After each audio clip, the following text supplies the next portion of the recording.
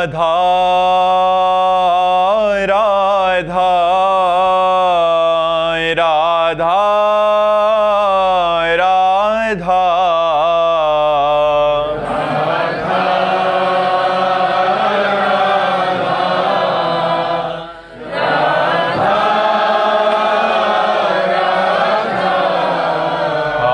राधा राधा राधा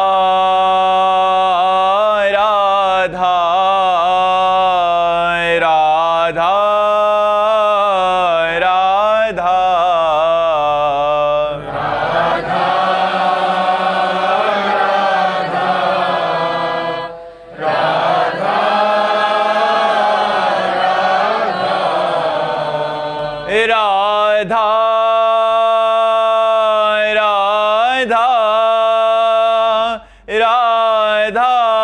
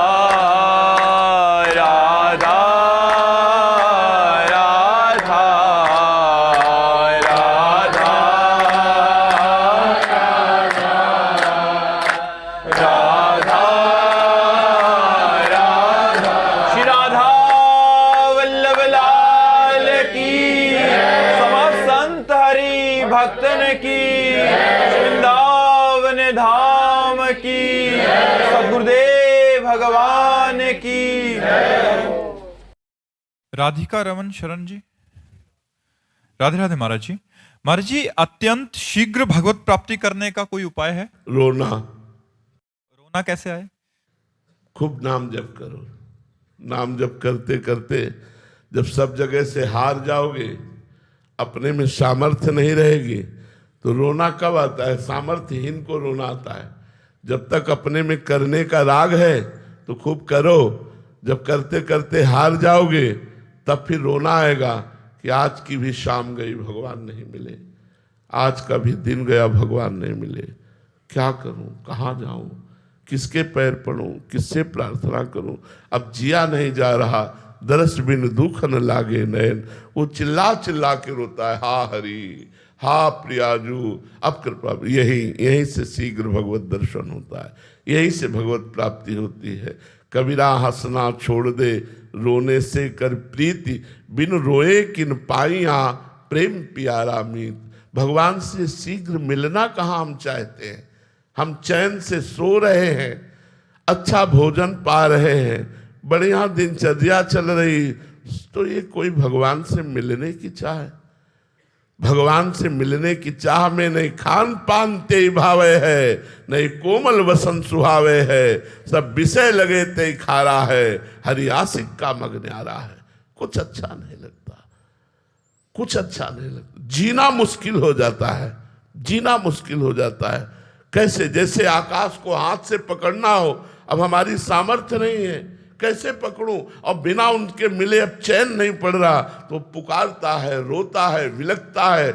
उसी रोने में, विलखने में अनंत जन्मों के अशुभ संस्कार भस्म हो जाते हैं, वो भगवत प्राप्ति की योग्य हो जाता है।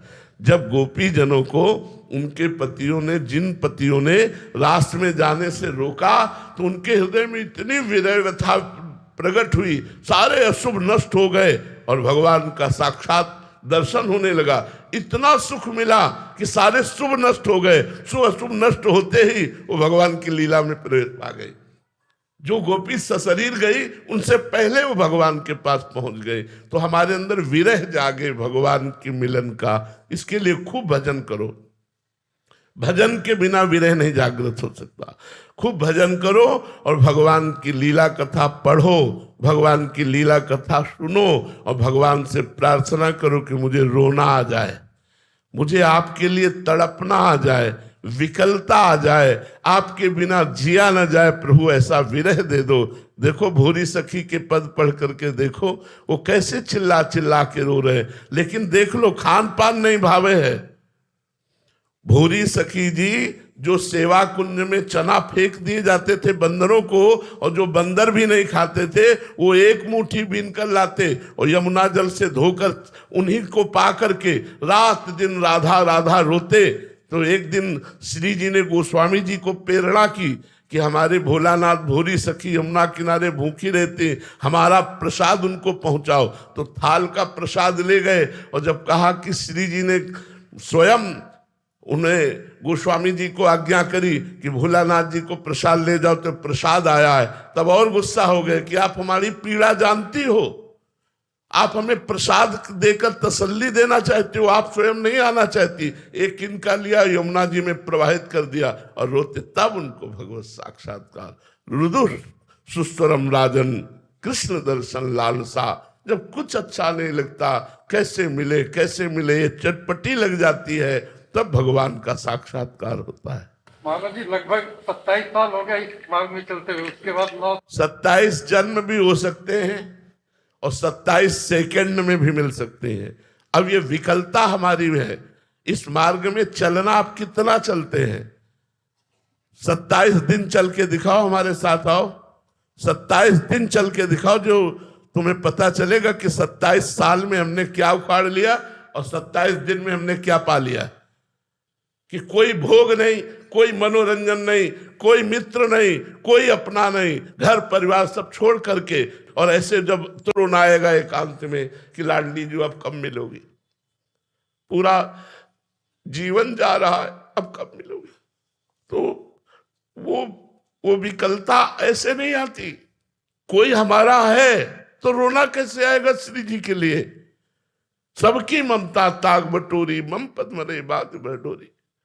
इसमें 27 वर्ष या 30 वर्ष इसका आपकी चाल क्या है? आप चल कैसे रहे हो? 27 मिनट की यात्रा को 27 जन्म में तय कर रहे हो, या 27 दिन में तय कर रहे हो, या 27 साल में तय कर रहे हो, ये तुम्हारे ऊपर है। तुम कितना विकल हो प्रभु के लिए, कितना विकल हो। बस देखना ये है कितना प्यार करते हो प्रभु से। प्रभु साधन पक्ष देख करके कृपा करते हैं।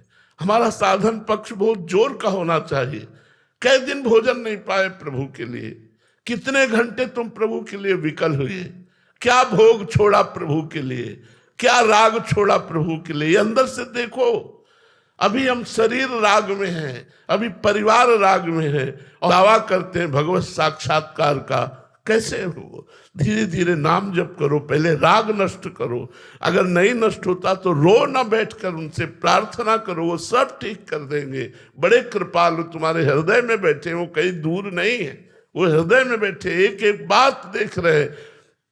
बच्चा जब रोना शुरू करता है तब माँ का ध्यान खींचता है।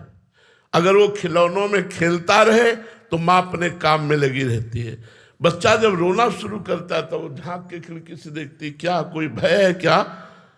जब देखा कोई भय नहीं फिर भी रो रहा है तो बेटी को भेजती है या घर वालों को भेजती है, जाओ देखो गोद में लो चुपवाओ। जब उससे भी नहीं चुपाता तब माँ जाती है, अरे ये नहीं मानेगा, बड़ा नटखट है, अपनी गोद में ले लेती। ऐसे ही भगवान देखते हैं, रो क्यों रहा है? इसे कोई अभाव है, कोई चाह है? भेज दी चाह को, पूर्ण कर दी चाह को, और उसमें मस्त हो गया तो भगवान नहीं आए। जब चाह नहीं है तो भगवान रिद्धियां सिद्धियां बेचते हैं, ये ले लो। जब उनसे भी नहीं शांत होता उसका रोना, तब वो स्वयं सामने प्रकट हो जाते हैं। वो अखिल लोक महेश्वर है, ऐसे प्रकट नहीं होते हैं, सब में है, सब जगह है, सब रूपों में है। पर माया का पर्दा तभी हटाते हैं जब हम उनके लिए विकल हो जाते हैं, उनके लिए तड़पने लगते हैं। परीक्षित जी, नंदिनी जी, महाराष्ट्र से। राधे राधे महाराज जी। महाराज जी, क्या ये संभव है कि इसी पंचभूत शरीर में रहते हुए किसी भक्त को स्वर्ग लोग या उससे भी उच्च लोग का वास्तविक अनुभव हो जाए? हाँ, संभव है। भजन की गाढ़ वृत्ति उदय हो जाए तो तुकाराम जी सशरीर भगवान के वैकुंठ धाम को गए। मीरा जी सशरीर, मीरा जी का शरीर नहीं मिला। हरिवंश महाप्रभु सशरीर गए, चैतन्य महाप्रभु सशरीर गए।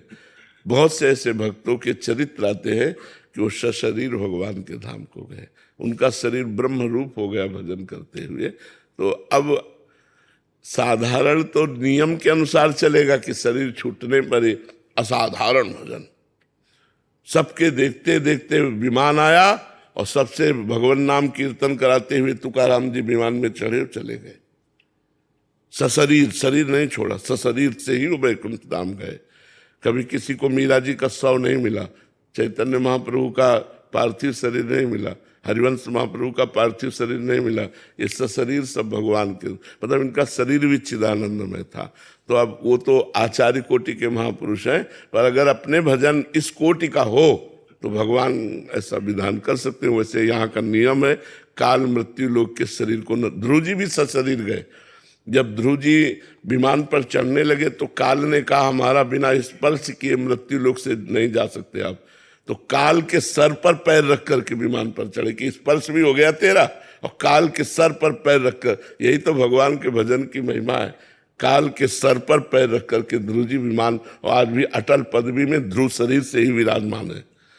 तो अब ये भजन की बात है, अब इतना भजन हो जाए। अभी तो यहाँ भोगों से ही फुर्सत नहीं मिलती, भोगों के आकर्षण में हमारा समय नष्ट होता है। भजन कहाँ उस कोटि का, तो समझ रहे? बैठे बैठे अनुभव कर सकते हैं। देखो, बैठे बैठे अनुभव का मतलब होता है देह भाव का त्याग करके भगवत भाव रूपी शरीर की प्राप्ति, फिर उससे धाम आदि का दर्शन। जो दिव्य लीलाएं हैं वो इन शरीर से नहीं होती। दिव्य लीला के लिए दिव्य भाव होता है, जैसे सैचरी भाव, गोपी भाव, सखा भाव, वात्सल्य भाव, तो इनमें वो भाव देह प्राप्त होता है। अब वो तुम्हें दिखाई इसी शरीर में रहा है, लेकिन वो अपने शरीर से प्रियाजू के पास है, इस शरीर से नहीं। सहचरी वपु से प्रियाजू के पास है, गोपी स्वरूप से श्री कृष्ण के पास है, सखा स्वरूप से श्री कृष्ण के पास। वो भगवान के धाम लीला रूप का पूरा अनुभव कर रहा है, जैसे हम आपका अनुभव कर रहे हैं प्रगट में, ऐसे अनुभव कर रहा है। पर वो ऐसे जब फिर चेतना आई तो खान पान शरीर की जो प्रक्रिया है वो हो रही बकाया वैसे। जैसे भाई जी से हनुमान प्रसाद पोद्दार जी के लिए आया कि कलम लेकर के संपादन के लिए बैठे और लीला में प्रवेश हो गया। अब 20-20 घंटे तक ऐसे बैठे, 20 घंटे बाद फिर सुध आई, फिर घड़ी में दिखाई इतना। जैसे श्री बिहारी देव जी के लिए आता है, दतून करे 3 दिन 3 रात दतूने मुंह में लगी रही बिहारी जी के आंतरिक लीला में। तभी बिहारी जी को सेवा में दे दिया कि हमसे सेवा नहीं हो पाएगी प्रगट में, क्योंकि अब सुध ही नहीं। अब 3 दिन 3 रात तो कौन बिहारी जी को भोग लगावे, तो इसलिए सेवा के लिए दे दिया। 7 दिन तक इस भाव में डूबे रहे हुए मृद चिबुक प्रलोई प्रबोधत तू भामिनी करसों करटारत श्री नागरीदास जी। अब 7 दिन 7 रात को उसी शोभा में डूबे हुए। तो वो सिद्ध महापुरुषों का जो सिद्ध भाव देह होता है, उस भाव देह के द्वारा भगवत धाम, भगवत रूप, भगवत लीला का प्रगट रसास्वादन होता है, ये शरीर रहते हुए भी। समझ पा रहे आप जी? वेंकटेश सिंह जी लखनऊ से। राधे राधे महाराज जी। गुरुदेव भगवान, एक वैष्णव की परम अवस्था क्या होती है? अपने को भूल करके भगवत स्वरूप में स्थित हो जाना, अपना स्मरण न रहना, केवल अपने आराध्य देव का स्मरण रहना। ब्रह्म नहीं, माया नहीं, नहीं जीव नहीं काल, अपनी हो सुधिना रही, एक रहे नंदलाल। केवल प्रभु, केवल प्रभु। कान भय प्राण में, प्राण भय कान में, ही में न जानी पड़े, कान है कि प्राण है। ही वेला जाल परे काल है। आहा, क्या स्थिति! हृदय में पता नहीं चलता कि प्राण है कि श्री कृष्ण है। श्री कृष्णाकार मैं का प्रभु में लीन हो जाना, मैं का प्रभु में खो जाना। केवल प्रभु प्रभु विराजमान है। वो स्थिति एक वैष्णव की जो स्थिति होती है, वो स्थिति चलते फिरते उठते बैठते भगवान का श्री रूप सामने है। रूप छके घूमत रहे, तन को तनिक न भान, नारायण दृग जल बह यह है प्रेम पहचान। भगवान की बात सुनते ही भगवान के रूप आंसू बह रहे हैं, पुलकित हैं और भगवान में निरंतर रमण कर रहे हैं, और मैं भगवान का भजन कर रहा हूं, ऐसी स्मृति चली गई। ये स्मृति चलेगी, मैं की स्मृति खो गई, केवल भगवान ही भगवान है। ऐसे भक्त से पूरे लोक के लोक को पवित्रता प्राप्त होती है। मम भक्ति युक्तो भुवनम पुनात्, मेरी भक्ति करने वाला लोक के लोक को पावन कर सकता है। सपना जी।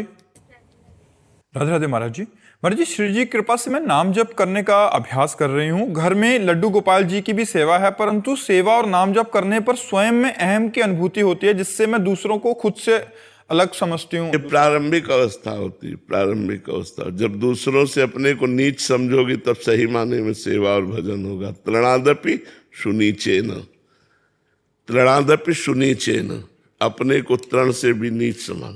अमानिना मान देना, अपने में कहीं गुण न देखना और दूसरों में गुण, दूसरों को मान देना, स्वयं अमानी रहना, सबसे अपने को नीच देखना। अगर हमसे भजन हो रहा है, गोपाल जी की सेवा हो रही है, तो ये तो ठाकुर जी की कृपा है। मेरे में ऐसे सद्गुण कहाँ, मेरे में ऐसी सामर्थ्य कहाँ कि मैं कृष्ण बोल सकूं।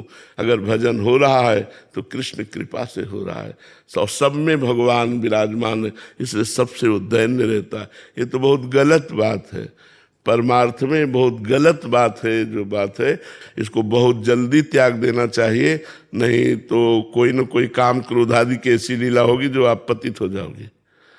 बहुत जल्दी अहंकार का नाश हो जाएगा, सबसे गंदा अपने को अनुभव करोगी, तब फिर परमार्थ शुरू हो जाएगा। अपने को सद्गुणी मानने का मतलब है भ्रष्ट होना। हमारी बात कागज में लिख लो, दूसरों को निम्न भाव देखना, अपने को सद्गुणी मानना मतलब आगे खंडक में गिरना। महाराज जी, साधक के लिए तो बहुत महत्वपूर्ण। हाँ, क्योंकि ये परमार्थ है और हम अनुभव की बात कहते हैं। आज से नहीं, बड़ा लंबा अनुभव है जीवन का, पूरे जीवन का इसी मार्ग में कर जाओगे। इससे कांप जाओ कि ये बहुत गलत बात है, ये हमारी हानि कर देगी। सबको नमस्कार।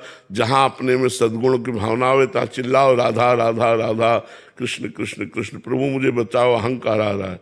कोई सद्गुण नहीं। क्या सद्गुण है? आप क्या भजन करते हैं? हम आपको भजन करने वाले दिखाएं तो आपका भजन कुछ नहीं है। ऐसे भजन करने वाले हैं, कुछ नहीं है। भजन का थोड़ा भी अहंकार नष्ट कर देवर्षि नारद जी को हुआ ना, तो ब्याह ब्याह चिल्लाने लगे। फिर वो पूरा चरित्र पढ़ के देखो। तो इसलिए बहुत होश में रहो। अगर अहंकार हो जाएगा तो भ्रष्ट हो जाओगे, परमार्थ से भ्रष्ट हो जाओगे पक्का। इसलिए डरो अहंकार से, सबके चरणों में प्रणाम करो, सब में भगवान विराजमान है ऐसी भावना करो, और अपने को सबसे नीच समझो, तो आगे बढ़ पाओगे। अभिषेक चतुर्वेदी जी। राधे राधे। राधे राधे महाराज जी। महाराज जी, इच्छाओं पर नियंत्रण कैसे पाएं? भगवान के नाम जब से जब हृदय शीतल होने लगता है तो इच्छाएं शांत होने लगती है, और जब तक भगवान का नाम जप नहीं होता तो हृदय तप्त रहता, संतप्त रहता है। वो कामनाओं में भ्रमित होकर के शांति प्राप्त करना चाहता है। तो अगर कामनाओं को मिटाना चाहते हैं तो उसके लिए संतोष चाहिए। बिन संतोष न काम न साही, तो अछत काम सुख सपने नाही। बिना संतोष के कामनाओं का नाश नहीं होता, और जब तक कामनाएं बनी रहती तब तक स्वप्न में भी सुख शांति नहीं मिल सकती। और संतोष तभी आता है जब भगवान का भरोसा हो जाता है कि भगवान है ना यार, सब काम बनाएंगे, वही सब व्यवस्था करेंगे। बड़े से बड़े संकटों से ऐसे निकाल देते हैं भगवान। ऐसे हमने अपने जीवन में देखा है।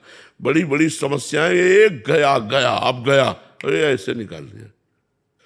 अगर हमें भरोसा मालिक पे हो जाए तो हमारी कामनाएं पूर्ण हो जाएंगी, शांत हो जाएंगी, और हम कामनाओं से बच जाएंगे। अगर भगवान का भरोसा नहीं, सब हरिवंश प्रताप से चलता रहता है।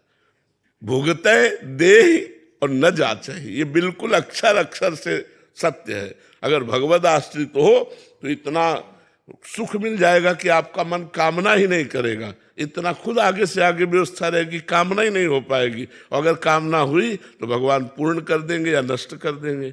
भगवद आश्रित हो जाओ और नाम जप करो। मोहित शर्मा जी, हिसार से। राधे राधे महाराज जी। महाराज जी, आपके चरणों में कोटि कोटि प्रणाम। महाराज जी, श्री कृष्ण जी से सच्चा निष्काम प्रेम कैसे हो? ऐसा प्रेम जिसमें केवल समर्पण और सेवा का भाव ही हो। देखो, कामना का जो मूल स्थान है वो शरीर भाव है, देह भाव।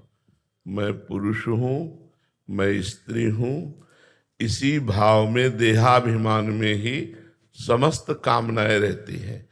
जब तक देहाभिमान नष्ट नहीं होगा तब तक कामनाएं बनी ही रहती हैं। चाहे जितनी वर्ष तपस्या कर ले, साधना कर ले, जब तक देह भाव नष्ट नहीं होगा तब तक कामनाएं बनी रहती है।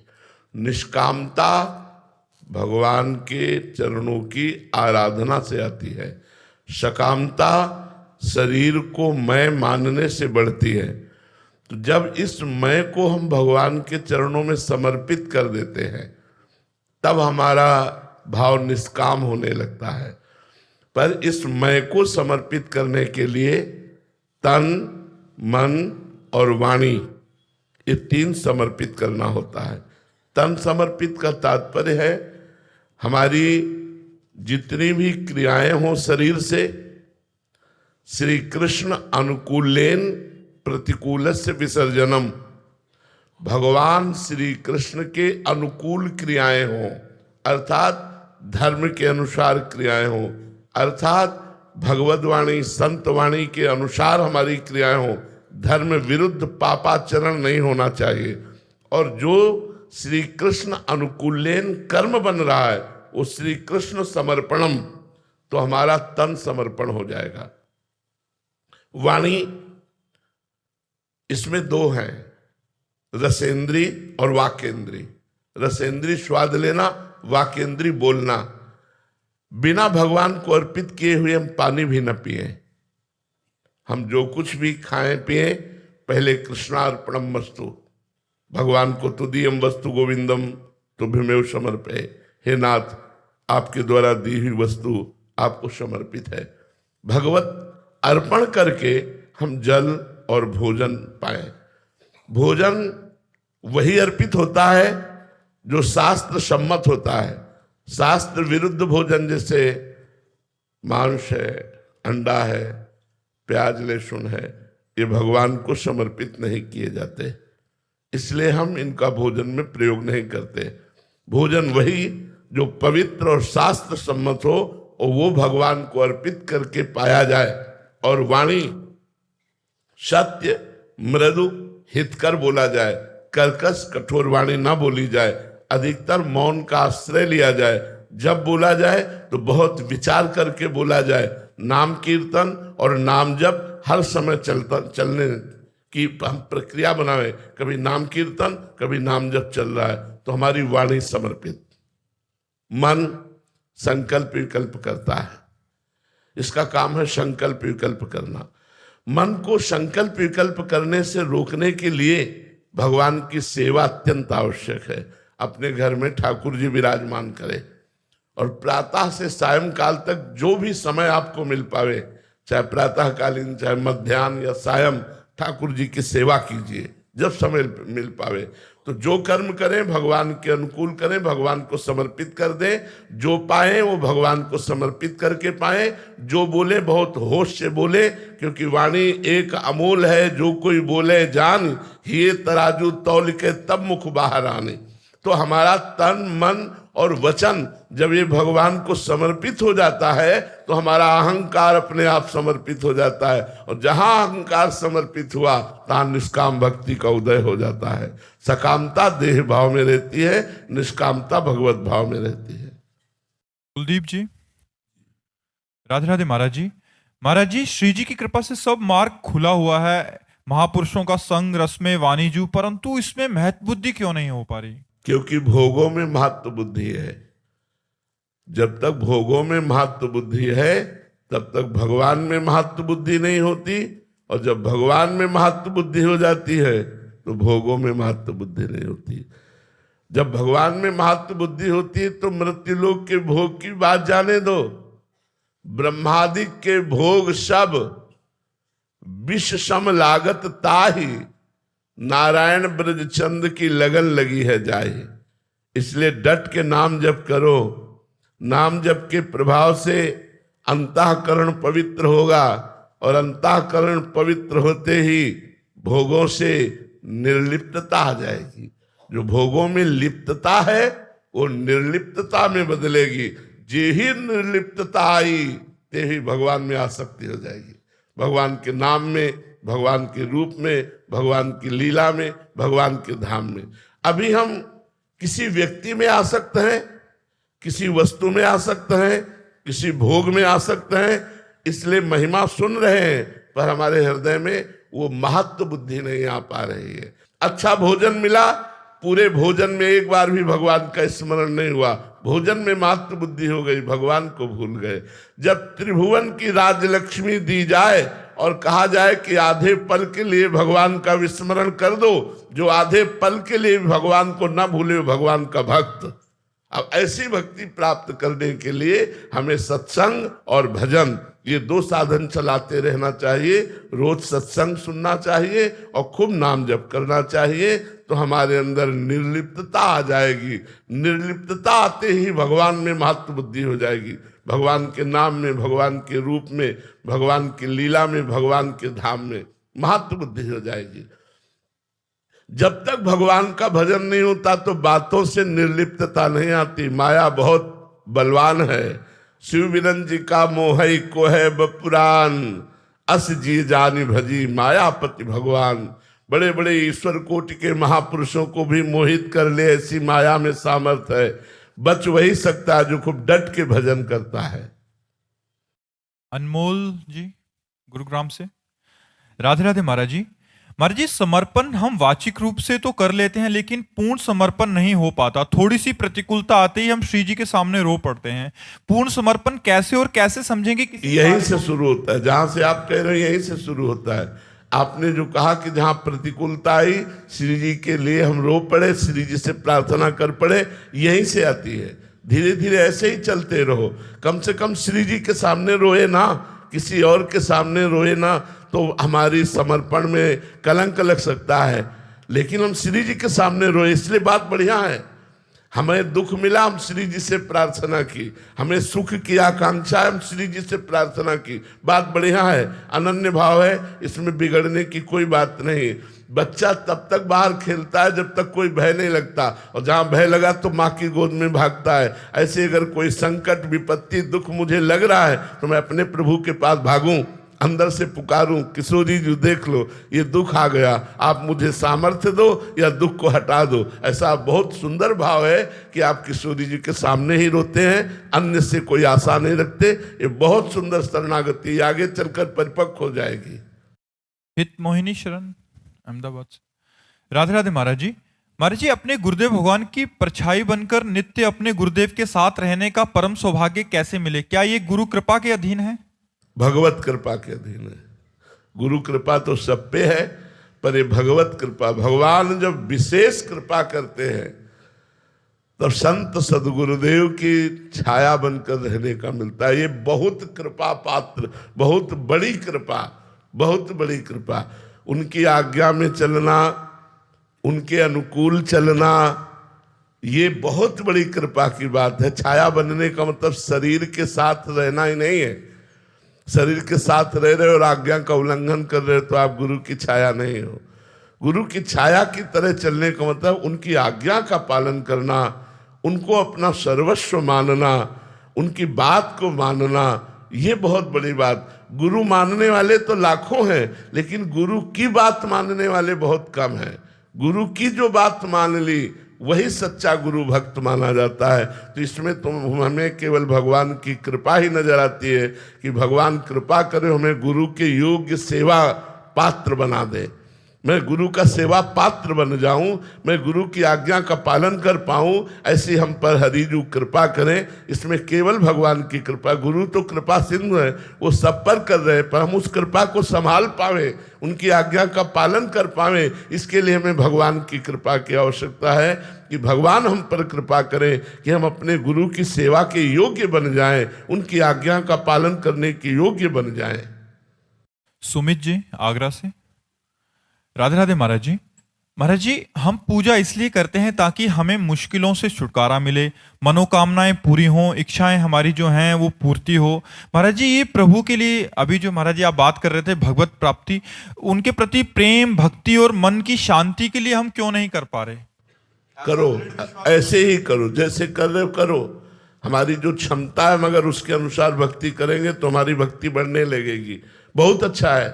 कम से कम प्रभु से आप चाहते हो ना सुख सुविधाएं, प्रभु से चाहते हो ना दुख निवृत्ति। हम आपको धन्यवाद देते हैं। किसी और से मत चाहो, केवल प्रभु से चाहो। तो भगवान ने गीता जी में स्वीकार किया है, आर्त भक्त, अर्थार्थी भक्त, जिज्ञासु भक्त और ज्ञानी भक्त। अगर हम केवल प्रभु से दुख निवृत्ति चाहते हैं, केवल प्रभु से संपत्ति चाहते हैं, तो भगवान ने उदार कहा है।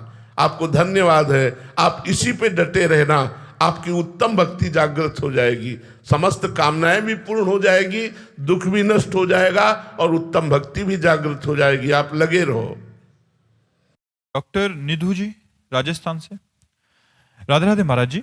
महाराज जी, आपने कहा है कि प्रथम भक्ति करी संत संगा, परंतु संत संग और संत दर्शन में तो अंतर है। संग कैसे रह सकते हैं? हम तो सिर्फ दर्शन ही कर सकते हैं महाराज जी। हम प्रतिपल संत के संग में रहते हैं जब उनके द्वारा बताए हुए नाम का जप करते हैं। जैसे हमने कहा राधा, आप राधा राधा रट रहे, हमने कहा ऐसे चलो, आप वैसे चल रहे, तो आप हर मिनट हमारा संग कर रहे हैं। और आप हमारे शरीर के पास रहते हुए हमारी आज्ञा का उल्लंघन करें तो संग नहीं माना जाता। आज्ञा समन सुसाहिब सेवा, आज्ञा का पालन करना ही संग माना जाता है। शरीर का संग संग नहीं, मन का संग संग है। यदि तुम नाम जप करते हो, आज्ञा का पालन करते हो, तो तुम देखोगे तुम्हारे दिमाग में ही हम बैठे रहेंगे। बाबा ने ये कहा है ऐसे करना चाहिए, बाबा ने ये कहा है ऐसे करना चाहिए। यही संग है। प्रगट में जो संग है और आज्ञा का पालन है तो ठीक है, अगर नहीं है तो संग रहते हुए भी आप बहुत दूर हो, उसे संग नहीं माना जाएगा। राधे राधे महाराज जी। महाराज जी, मैं एक सरकारी कॉलेज में प्रोफेसर के पद पर कार्यरत हूं। विद्यार्थियों के उज्जवल भविष्य को ध्यान में रखते हुए उन्हें पढ़ाई में बेहतर करने तथा क्लास में असफल होने पर निराश न होकर आगे प्रगति करने तथा विद्यार्थी जीवन में गलत संगति, नशा, भटकाव जैसे गलत रास्तों से दूर रखने के लिए कभी कभी छात्रों को कठोर शब्दों में समझाना पड़ता है, जबकि हमारा उद्देश्य उनका सुधार, कल्याण होता है, ना कि अपमानित करना। परंतु यदि ऐसा कहे कोई शब्दों से छात्र अनजाने में नकारात्मक प्रभाव डाल दे और वो मानसिक रूप से अत्यधिक विचलित होकर दुर्भाग्यपूर्ण कदम उठा ले, तो क्या ऐसी स्थिति में शुद्ध नियत व हित की भावना से बावजूद शिक्षक को पाप या अपराध का भागीदार माना जाएगा? अब जैसे हमारा कोई शिष्य गलत आचरण की तरफ जा रहा है तो हमारी इच्छा है कि अध्यात्म में उन्नति को प्राप्त हो, अच्छा महात्मा बने, उसके लिए हम उसको कठोर शब्दों से बोलते हैं। जब वो गलत आचरण में तनिक भी कदम रखता है तो उसके कदम को वहीं से रोक करके और उसको इतना भय आंतरिक और बाहर को सत्मार्ग पर चले। अब इसके बाद वो इसे गुरु कृपा ना मान करके वो अंदर से गलत भावना करके यदि वो किसी तरह का व्यवहार करे तो ये उसकी दुर्बुद्धि है। हमारा तो लक्ष्य था कि वो असत मार्गगामी ना बनकर सत मार्ग में चले और भगवान को प्राप्त करे। ऐसे ही आप गुरुपद पर है, शिक्षक का मतलब था गुरुपद, गुरुपद पर है। यदि शिष्य, देखो थोड़ी सी त्रुटि होने पर सुदामा जी और श्री कृष्ण दोनों को दंड मिला था, जाओ जंगल से लकड़ी लाओ जा करके। स्वयं द्वारिकाधीश भगवान श्री कृष्ण और सुदामा जी जंगल लकड़ी लाने गए। तो किसी सेवा या आज्ञा से किसी प्रकार डांटना, अगर भय ना हो तो आज यही अनुशासनहीनता हो रही। पुत्र माता पिता से भय रहित हो रहे हैं। वो माता पिता को भयभीत करे, अगर हमारे ऊपर आप ऐसा कहोगे तो मैं कर लूंगा। अब वो माता पिता भयभीत हो गए, गुरुजनों की आज्ञा का उल्लंघन कर रहे हैं, इसीलिए व्यसन और व्यभिचार में प्रवृत्त होते चले जा रहे हैं। यदि कोई ऐसी घटना स्वयं घटाता है तो उसकी दुर्बुद्धि है, आपका उद्देश्य उसका अहित नहीं है, उसका मंगल है, इसलिए आप निर्भय रहिए। महाराज जी, बहुत कठिन हो गया आजकल, मतलब शिक्षकों को भी बच्चों को पढ़ाने के लिए जो एक शासन बहुत कठिन हो गया है। इतना कठिन हो गया है कि 4 विद्यार्थी मिलकर शिक्षक को पीट रहे हैं, घर वाले मिलकर के उसके ऊपर मुकदमा दर्ज कर रहे हैं। ये बहुत ही नादानी है हाँ, हम ये जरूर निंदा करते हैं उन शिक्षकों की जो पशुवत आचरण करते हैं। पशुवत व्यवहार बच्चों के साथ मत करो, बच्चों के साथ मृदुल शासन करो। अगर मृदुल शासन करने में पर भी अगर वो इस तरह का ऐसा व्यवहार करेंगे तो पढ़ाई नहीं हो सकती, बच्चा अनुशासनहीन हो जाएगा, बच्चा में वो उत्तम बुद्धि जागृत नहीं होगी। वो तभी जागृत होती जब गुरु चरणों का आश्रय लेकर उनकी डांट फटकार सही जाती है। और जी शिक्षा व्यवस्था बहुत अभी संकटपूर्ण उसमें लगी हाँ है। बिल्कुल है, हम इस बात को स्वीकार करते हैं क्योंकि कई प्रिंसिपल और टीचर आकर के कह चुके हैं। तो ये बड़ी भारी अव्यवस्था है। हम उन शिक्षकों की निंदा करते हैं जो बहुत छोटे छोटे बच्चों के साथ पशुवत व्यवहार करते हैं। पशुवत मारना पे नहीं, उचित मृदु दंड दिया जाता है। मृदु, अगर छोटे बच्चे हैं तो कान पकड़ा दिया, खड़े कर दिया, ऐसे मृदु दंड दिए जाते हैं। अब ये नहीं कि छोटे बच्चों के साथ तुम सयाने हो इस तरह का व्यवहार करो, ऐसा नहीं, लेकिन उचित दंड आवश्यक है। महाराज जी आजकल ऐसा बहुत कम हो गया है महाराज जी, इतना अधिकारी नहीं दिया माता पिता ने और घर वालों ने, मतलब इतना अधिकारी तो किस विद्यार्थी में विनय दिखाई दे रहा है? वो भी अभाव हो गया महाराज जी। विद्या विनयम ददाती, विद्या विनय प्रदान करती। कहाँ विनय? माता पिता को कठोर वचनों से उत्तर देते हैं बच्चे, कठोर व्यवहार कर रहे, व्यसन कर रहे, व्यभिचार कर रहे, कहाँ शासन रह गया? तभी तो हम कहते हैं कि हम सब लोगों को मिलकर के आध्यात्मिक शिक्षा भी देनी चाहिए जिससे बच्चों में कुछ सद्ज्ञान जागृत हो, ये असद व्यवहार दूर हो। असद व्यवहार जितना बढ़ता चला जाएगा, बहुत तरह से बच्चों की हानि हो रही है, बहुत तरह से। व्यसन में फंस गए, व्यभिचार में फंस गए, ब्लैकमेल किया जा रहा है, कोई सहयोगी नहीं मिल रहा तो कर रहे हैं, कई तरह से बच्चों की हानि हो रही है। हम चाहते हैं माता पिता मिलकर, शिक्षक मिलकर और अपने संतजन मिलकर अपने समाज के नवीन, ये उज्जवल भविष्य है भारत के, इनको संभालने की चेष्टा की जाए। अब आपके आगे हम क्या बोलेंगे, बट जो भी आपके लिए लिखा हुआ है कि देव सा स्वरूप जिसका अमृत सी वाणी, नतमस्तक जिनके समक्ष सभी ज्ञानी, आभा मुखमंडल की स्रोत है आनंद का, नाम जप राधा राधा मार्ग परमानंद का, सदगति की सन्मति जो दी है आपने हमें, स्वार्थ से परमार्थ की दी राह आपने हमें, लाडली के लाडले हैं ठाकुर जी के प्यारे, द्वादश तिलकधारी महाराज स्वभाव मृदुभाषी वृंदावन निवासी, देवतुल्य हैं स्वयं प्रिया प्रियतम उपासी, जिनके चरण का वंदन है हृदय का स्पंदन, जिनकी छवि का दर्शन है प्रभु का आलिंगन, जिनके समक्ष होना है ब्रह्म से अभिनंदन, यशवान दयावान भगवान हो हमारे, द्वादश तिलक। बहुत सुंदर, बहुत सुंदर। वो लाडली लाल की जय। ए हो विधिना तो सो अचला पसार मांगे, जन्म जन्म दीजो याही ब्रज बसवो, याही ब्रज बसवो, करीलन को रहवो। ए हो विधिना ए हो श्यामा तो सो हम अचला पसार मांगे, जन्म जन्म दीजो याही ब्रज बसवो। प्रात होते परिक्रमा लगाऊं, श्री गिरिराज जी के दर्शन पाऊं, सेवा करूं नित ब्रजवासिन की, जल प्रसाद परसवो परसवो। ए हो विधिना, या हम प्रार्थना करें बाबा को बार बार हमारी किशोरी जी जन्म राधा कुंड गोवर्धन वृंदावन में दे। बोलिए राधा की जय। मैं एक सनातनी कवियत्री हूँ, मेरा नाम आहुति शुक्ला है और मैं वशिष्ठ जी की नगरी, जहाँ हमारे प्रभु श्री राम ने शिक्षा ग्रहण की थी, उस बस्ती से हूँ मैं आपको कुछ पंक्तियाँ सुनाना चाहूँगी। भारत है देश सबका शुभकामना जहाँ है, सर्वे भवन्तु सुखिनः की कामना यहाँ है। ऋषियों ने विश्व मानव को दृष्टि में रखा था, सब प्राणियों में उनको निज रूप ही दिखा था।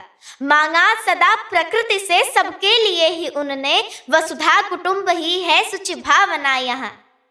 पीड़ित नहीं हो कोई अज्ञान अभावों से, निर्बल नहीं हो कोई दुख क्लेश कुभावों से, सुख बाट दुख बटाने की प्रेरणा मिली है, फिर पीर से द्रवित हो संवेदना यहाँ है, भारत है देश सबकी शुभकामना। बहुत सुंदर। महाराज जी, मैं बहुत बार वृंदावन आके यहाँ आके लौट गई, और जैसा कहते हैं बिन हरि कृपा मिले नहीं संता, बिना हरि जी की कृपा के आपसे मिलना संभव नहीं। जी, बात मानने का मन भी होता है और उत्साह भी आता है कि नाम जप करेंगे, ये करेंगे, बट फिर भी मन महाराज जी फिर वहीं गिरा देता है। फिर ऐसी स्थिति नहीं, इसमें हठ काम करता है, हठ काम करता है, हठ पूर्वक जब किया जाता है, दृढ़ता हठ पूर्वक करने पर आती है। देखो, जब हम अभ्यास करते हैं तो हमारा मन निश्चित लग जाता है, भगवान में निश्चित लग जाता है। अभ्यास तो कीजिए। अतिशय रगड़ करे जो कोई, अनल प्रगट चंदन ते होई। चंदन शीतल होता है, लेकिन अतिशय रगड़ करो तो अग्नि पैदा हो जाएगी। जबान से राधा राधा राधा राधा ज्ञानाग्नि प्रकट हो जाएगी, समस्त कर्म संस्कारों को भस्म कर देगी और भगवत साक्षात्कार करा देगी। लेकिन लगे रहना पड़ेगा, दृढ़ता लानी पड़ेगी। अपने आप भजन हो ये तो सिद्धों का होता है, साधकों का थोड़ी होता है। अपने को तो लगे रहना, राधा राधा राधा राधा राधा लगे रहना है। शरीर से कार्य करना है, कायर बन के नहीं बैठना, और मुख से नाम जप करना है, हृदय से भगवत आश्रित हो जाना है। सब आनंद ही आनंद है। जो दुख और विपत्ति आवे उसे सह जाना है, सहकर आगे निकलना है। बड़ा आनंदमय मनुष्य जीवन है। हम यदि अध्यात्म को स्वीकार करें तब, नहीं तो मन भोगों को स्वीकार करता है, भजन को नहीं।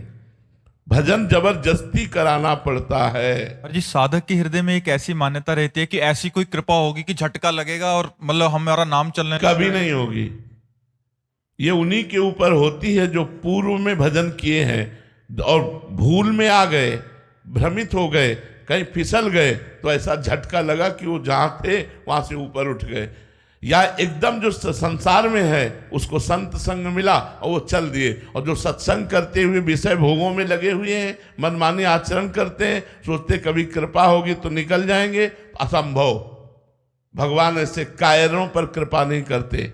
जो दृढ़ता पूर्वक प्रयास करते हैं पर असफल हैं, उन पर कृपा होती है, उन पर कृपा उठाकर उसको चलाती है। जो कायर पुरुष ऐसे आलसी प्रमादी ऐसे नहीं, ऐसे नहीं है। कृपा ऐसे नहीं होती। हम दृढ़ता पूर्वक लगे हैं लेकिन असफल हैं। अब कृपा आपको उठाएगी, अब कृपा आपको सफलता प्रदान करेगी। आप लग ही नहीं रहे, भोगों में लग रहे हो, बोले हो जाएगा सब श्री जी की कृपा से, तो दुर्गति हो जाएगी। हमारी बात मान लो। ऐसे नहीं होता कि केवल कृपा की बात की और मनमानी आचरण किए, ऐसा नहीं होता। इसीलिए भगवान ने गीता में स्वयं आदेश किया, भागवत में 11 स्कंद में स्वयं आदेश किया, शास्त्र रूप संत रूपों से स्वयं आदेश कर रहे हैं। अगर हम उनके द्वारा बताए हुए साधन पथ पर नहीं चलेंगे तो कृपा का अनुभव तो होगा ही नहीं, कभी नहीं होगा। और लोग ऐसे ही प्रमादी जीवन बिताना चाहते हैं कि हम भोगों को भोगें और कृपा आवे और हम निकुंज चले जाएं, वैकुंठ चले जाएं। ऐसा नहीं है। साधन धाम मोक्ष कर द्वारा, ये साधन का धाम शरीर है। हमें साधना करनी पड़ेगी, अवश्य अवश्य करनी पड़ेगी। बिना साधना के कृपा का अनुभव नहीं होता। कृपा तो है। महाराज जी, साधक में साधुता, पंडित बाबा की एक वाणी है, उसमें एक शब्दावली थी कि कृपा का आश्रय लेके साधक प्रमाद ना करे, साधक में जुटा रहे। तो इसका आश्रय शायद यही था हमारा। हाँ, बिल्कुल यही है। अगर कृपा का आश्रय लेकर देखो, हम आपको बताएं, हमारे हृदय में कृपा के सिवा कुछ नहीं रह गया है। हम असली बात तुम्हें बता रहे हैं, कृपा के सिवा कुछ नहीं रह गया है। लेकिन आप साधन हमारा देखो, सुबह से लेकर के और रात्रि तक साधन देखो। हमारा साधन नहीं है, वो हमसे कराया जा रहा है। हम तो सिर्फ कृपा के आश्रित हैं, साधन कराया जा रहा है। अब ऐसा नहीं कि हम संसार का मनोरंजन करें और कृपा हमको परम पद में पहुंचा दे, ऐसा कभी नहीं होता। ऐसे साधक चाहता है मतलब नहीं, साधक तो फिर वो गलत है, वो साधना युक्त साधक नहीं, वो भ्रष्ट आचरण वाला विषयी है। लेकिन भगवान की कृपा का आश्रय रखेगा अगर हृदय से सही ढंग से, तो वो उसको भी भगवान आगे साधन पथ में चला देंगी। लेकिन साधन पथ में चलना ही पड़ेगा, आपको साधना करनी पड़ेगी। बिना साधना के भगवत तत्व का, कृपा का, प्रेम का अनुभव नहीं होता। साधना ही आपको कृपा का अनुभव होगा, कृपा से, पर साधना ही आपको कृपा का अनुभव कराएगी। इसीलिए साधन पथ बताया गया है, साधन मार्ग बताया गया है। सब जगह एक ही बात है कि संसार के भोगों से, निंदनीय भोगों से अपने मन इंद्रियों को बचाकर भगवान के भजन में लगाओ, साधना में लगाओ, तुम्हारा परम कल्याण हो जाएगा। धर्मयुक्त विषयों का भोग करो, गृहस्थ हो, धर्मयुक्त विषयों का सेवन करो। भगवत प्राप्ति कोई कठिन नहीं है। आप लोगों के दिमाग में लगता है भगवत प्राप्ति एक कोई बहुत कठिन वस्तु है। कठिन है निंदनीय भोगों का त्याग करना। जैसे आप गृहस्थ हो, आप नियम ले लो, मैं अधर्म का पैसा स्वीकार नहीं करूंगा, धर्मयुक्त पैसे की नमक रोटी खाऊंगा, उसी से अपने परिवार को चलाऊंगा। मैं कभी पराई स्त्री का स्पर्श भी नहीं करूंगा काम भाव से, अपनी पत्नी से मैं अनुराग रखूंगा, मैं अपने परिवार को धर्मयुक्त से सेवन करते हुए और ये भावना रखूंगा, नाथ सकल संपदा तुम्हारी, मैं सेवक समेत सुत नारी, और नाम जप करूंगा। अब जो एक संत की गति होगी वही आपकी गति होगी। पर ऐसा नहीं हो पाता, मनमानी आचरण होते हैं, फिर वो बात नहीं बनती। मनमानी आचरण चाहे गृहस्थ हो चाहे विरक्त हो, अगर ऐसा करेगा तो भगवत मार्ग से विमुख हो जाएगा, भ्रष्ट हो जाएगा। जी, क्या सारे साधकों की ऐसे होता है कि कभी तो बहुत उत्साह होता है भजन का, फिर कभी एकदम मंद हो जाता है? हाँ, ऐसा होता है, ऐसा होता है, सबके हृदय में होता है। कबहू तो थोरो भजन, कबहू होत विशाल, मन को धीरज छुटे नहीं, गाहे न दूजी चाल। जिस समय भजन में मन नहीं लग रहा है उस समय चाहे सो जाओ, पर गंदे पुरुषों का संग मत करो, गंदी आदतों वाली कोई क्रियाएं न करो। थोड़ी देर के लिए तमोगुण आया है वो चला जाएगा, जहां सतोगुण आया फिर भजन में रति हो जाएगी। तो कभी कभी ऐसा होता है कि मन एकदम भोगों की तरफ उतावला हो जाता है, भजन में मन नहीं लगता है, एक अशांति सी आ जाती है। उस समय सत्संग सुनो, तुरंत रजोगुण और तमोगुण का नाश होकर के सतोगुण बढ़ेगा। नाम कीर्तन करने लगो, राधा राधा, मन नहीं लग रहा, लेकिन नाम बिल्कुल मन ना लगे तो सो जाओ, पर गलत आचरण मत करो, गलत संग ना करो, तो थोड़ी देर के बाद टिकाऊ नहीं है। आगमा पाइनो अनित्यास है, ये जितना भी है ये आगमा पाइनो, आने जाने वाले हैं। सतोगुण आया, तमोगुण आया, रजोगुण आया, जहां तमोगुण हटा, रजोगुण हटा और सतोगुण आया तो फिर भजन में मन लग जाएगा।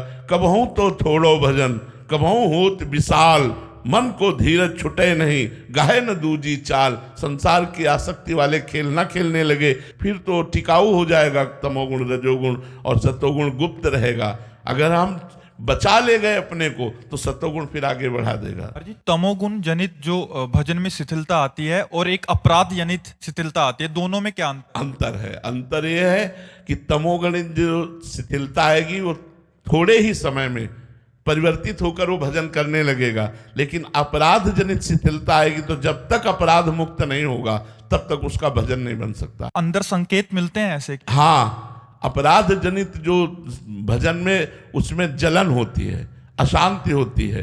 हाँ, जो तमोगुण जनित होती तो उसे समझ में नहीं आता, निद्रा, प्रमाद, आलस्य, ये चीजें लगेंगी, लेकिन उसकी भजन प्रियता बनी रहेगी। तमोगुण है, भजन नहीं हो रहा, लेकिन भजन प्रियता कि हमसे भजन नहीं हो रहा, भजन प्रियता बनी रहेगी और थोड़ी देर में वो भजन प्रियता जागृत हो जाएगी। लेकिन अपराधी की भजन प्रियता ही खत्म हो जाएगी और भोग प्रियता और जलन और अशांति, एक चित्त में बहुत तरह के व्यवधान उपस्थित हो जाएंगे, और वो जब तक अपराध मार्जन नहीं होगा तब तक उसका भजन नहीं होगा। पर जी, बहुत से साधक ऐसे आते हैं क्योंकि एकदम भजन की शिथिलता आ जाती है तो फिर क्यों अपराध बन गया, समझ भी नहीं आ रहा कि तमोगुण जनित मतलब शिथिलता है या मतलब तमोगुण जनित 2-3 घंटा 4 घंटा, इसके आगे नहीं। और 2-3 दिन तक अगर लगातार ऐसा अपराध, या तो 2 दिन 3 दिन तक, या तो भोजन अशुद्ध हो गया 2-3 दिन, और अगर इससे भी ज्यादा चलता है तो अपराध। तो महाराज जी क्या करें उस समय? हमें क्योंकि गुरुजनों तक पहुंचनी है कि हम पहुंच पाए, और मतलब 2-3 दिन तक समझ नहीं आ रहा, तो उस समय साधक क्या? देखो, जैसे तमोगुण बढ़ रहा है, हमको लग रहा है हमारे भजन में शिथिलता हो रही, उपवास एक दवा है, तुरंत उपवास करो, उपवास करते ही सत्वगुण आ जाएगा। हाँ, जो भोजन जनित या तमोगुण जनित भजन में कमी हो रही, उपवास से तुरंत ठीक हो जाएगा।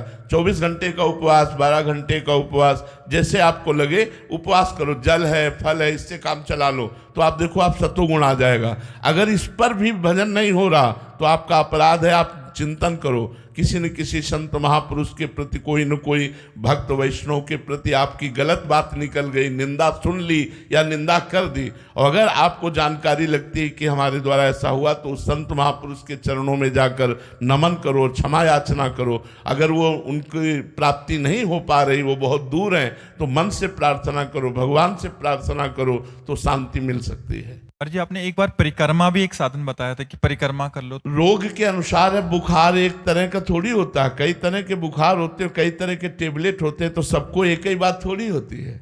जो जैसा मरीज सामने आया उसके लिए वैसी दवा होती है। अब सबके लिए परिक्रमा थोड़ी है।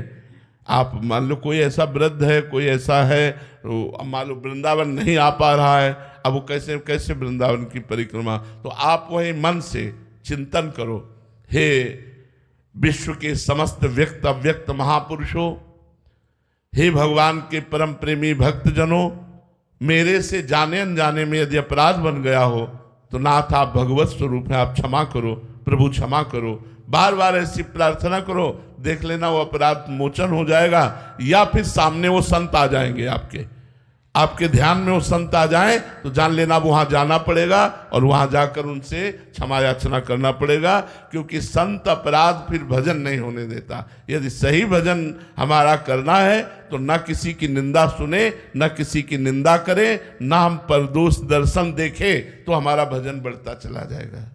जी संजय जी ग्वालियर से। राधे राधे महाराज जी।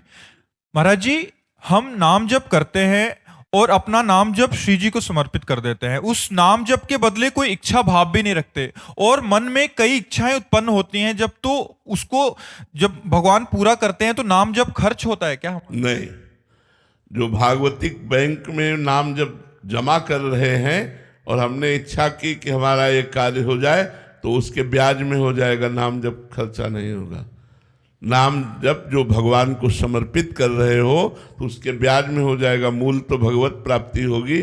और जो भगवान से इच्छाएं पूर्ण की जाती हैं वो इच्छा का नाश ही कर देते हैं, इतना सुख दे देंगे कि मन तृप्त हो जाएगा, या उस कामना का ही नाश कर देंगे। हम प्रार्थना करते हैं सबसे कि हर एक की भक्ति सकामता से ही प्रारंभ होती है और निष्कामता में पूर्ण होती है। इसलिए यदि धन की आकांक्षा, संकट निवारण की आकांक्षा, परिवार के सुख की आकांक्षा है, तो आप भगवान से जुड़िए, भगवान से मांगिए, भगवान से प्रार्थना कीजिए, और पूर्ण ना होने पर भगवान का कोई कृपा विधान है ऐसा विचार कीजिए। करना चाहिए, हम और से ना मांगे, केवल भगवान से मांगे। अगर वो नहीं पूर्ण करते तो विश्वास कर लीजिए, मंगल भवन भगवान है, वो सर्वज्ञ भगवान है, वो बहुत बड़े दाता है। उन्होंने हमें इसलिए नहीं दिया कि अगर ये दे देते तो हमारा मंगल हो जाता।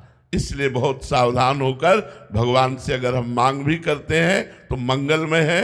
वो अभक्त नहीं है जो भगवान से मांग करता है, भगवान ने उसे उदार भक्त कहा है। इसलिए आप धैर्यपूर्वक भगवान से मांगिए, कोई निषेध नहीं है। महाराज जी, हम भगवान को जो समर्पित करते हैं, उनकी बैंक में जमा करते हैं भाव ये समर्पित का, तो उसका ब्याज भी मिलता है? क्यों नहीं मिलता? भारतीय बैंक ब्याज नहीं देती क्या?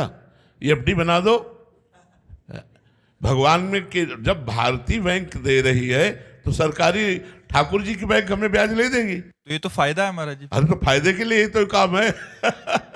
सर्व मंगल में भारतीय बैंक पैसा देती कि नहीं? आप एफडी ना बनाए तो भी ब्याज देगी कि नहीं देगी? तो भैया जब भारतीय बैंक दे रही तो सरकारी बैंक क्यों नहीं देगी? भगवान की ही विधान से सब सारा संसार चल रहा है। जैसे भगवान के विधान में अपने शरीर की हत्या करना महापाप है, तो हमारे भारत सरकार की उसमें क्या छूट है क्या? अगर आप हत्या का उपाय करते पाए जाए तो आपको जेल होगी, क्योंकि आप अपराधी माने जाएंगे ना। तो जितना जो कुछ बना हुआ है वो सब भगवान से ही तो बना हुआ है। तो जब हमारी भारतीय बैंक देती हमको ब्याज, तो सरकारी बैंक भगवान की क्यों नहीं देगी? ब्याज में खूब फलो फूलोगे और मूल में भगवान की प्राप्ति होगी। इसीलिए तुम बिल्कुल आनंद ही आनंद, चकाचक आनंद है। खूब नाम जप करो, जैसे बने तैसे बने, जैसे बने भाव कुभाव अनख आलसहु, नाम जपत मंगल दिसिद सो। ये छोटी मोटी बात है महाराज जी, उनको समर्पित करना अत्यंत आवश्यक है। अत्यंत आवश्यक है। अगर समर्पित नहीं करते हो तो फिर फल में वो हो जाएगा, फिर फल में वो चला जाएगा। इसीलिए कृष्णार्पणम मस्तु जरूर करना चाहिए अपने इष्ट को। जैसे अपने लोग हैं तो राधा वल्लभ अर्पणम मस्तु, सब कुछ भगवान को अर्पित किए जाते हैं। पैसा भजन किया और घर में रखा है तो आप खर्चा करोगे तो पैसा खर्चा हो जाएगा, और बैंक में रखा है तो उसके ब्याज से आपका खर्चा चलता रहेगा और मूल बैंक भी जमा रहेगा। और जी कोई टैक्स भी है क्या? ना, इसमें टैक्स नहीं है, इसमें टैक्स नहीं है, ये टैक्स फ्री हमारी सरकार में फ्री है। देखो आप, वायु दी जाती कोई टैक्स, सूर्य प्रकाश दे रहा कोई टैक्स, धरती में वास दे रहा कोई टैक्स, जल दे रहा कोई टैक्स, आकाश छत्र की तरह विराजमान कोई टैक्स, आपको मनुष्य शरीर दिया कोई टैक्स, सब फ्री। हमारे भगवान सब फ्री दे रहे हैं। तो इसीलिए संत जन प्रयासरत हैं कि हमारी समाज भागवतिक बने।